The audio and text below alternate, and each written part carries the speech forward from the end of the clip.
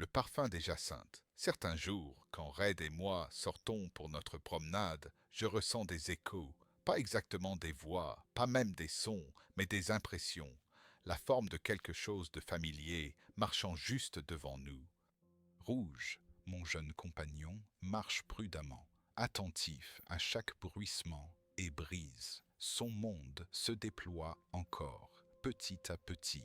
Chaque voyage élargit les frontières de ce qu'il connaît. Il avance comme un pèlerin, mais j'ai déjà parcouru ces chemins, pas seul, jamais seul. Il était une époque, pas si lointaine, bien qu'elle semble remonter à plusieurs vies, où deux autres compagnons montraient le chemin. Kuma et Loki. Kuma irait toujours en premier. C'était un philosophe de chat, doux, posé. Avant que la journée ne devienne bruyante ou agitée, il entrait dans le jardin et respirait tout cela. Les jacinthes, les personnages, les jonquilles. Chaque parfum comme un hymne, chaque matin une liturgie. Il y a un parterre de fleurs juste derrière la haie du fond, calme, à l'ombre d'un vieux chêne qui a traversé plus de saisons que je n'en verrai jamais. C'est là que Kuma aimait s'asseoir. Il fermait les yeux et laissait le monde arriver, un pétale à la fois.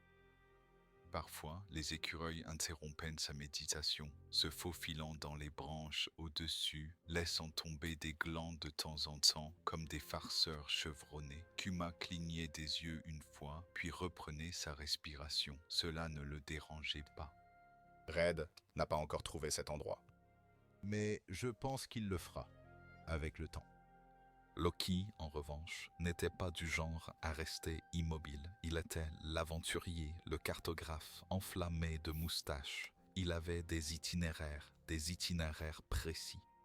Chaque voyage était un épisode en soi, une expédition à travers le champ de vaches ou une escapade à travers les ronces jusqu'à cette haute clairière ouverte avec une vue sur la vallée. Vous pouviez voir sur des kilomètres. Des collines ondulantes cousues ensemble avec des haies parsemées de granges en pierre, des milans royaux tournoyant au-dessus, toujours déjoués par les corbeaux.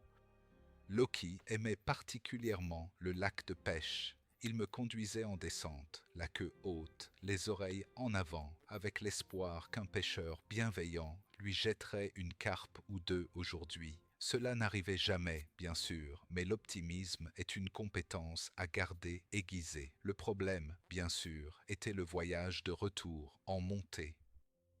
L'enthousiasme de Loki pour le voyage aller ne survivait rarement à la pente du retour, et ainsi, à un certain moment, invariablement, il s'effondrait simplement sur l'herbe, roulait sur le côté et me regardait avec le visage clair et indiscutable d'un chat s'attendant à être porté. Il pesait 8,5 kg et je le portais toujours.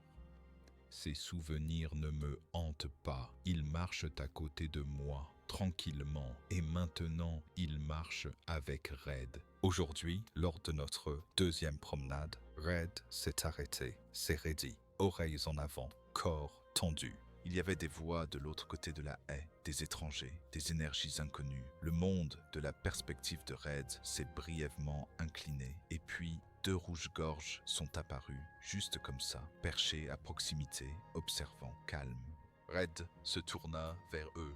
Son corps s'adoucit et je souris. Peut-être, juste peut-être, qu'ils étaient plus que des oiseaux. Peut-être, juste pour un instant, les esprits de Kuma et Loki étaient-ils revenus, pas pour diriger, pas pour être portés, mais simplement pour rassurer, pour dire « Tout va bien, petit, nous avons déjà été là avant, tout ira bien ». Red s'est calmé. Nous avons continué, un peu plus loin cette fois, et quelque part, au-dessus de nous, le vieux chêne a hoché la tête.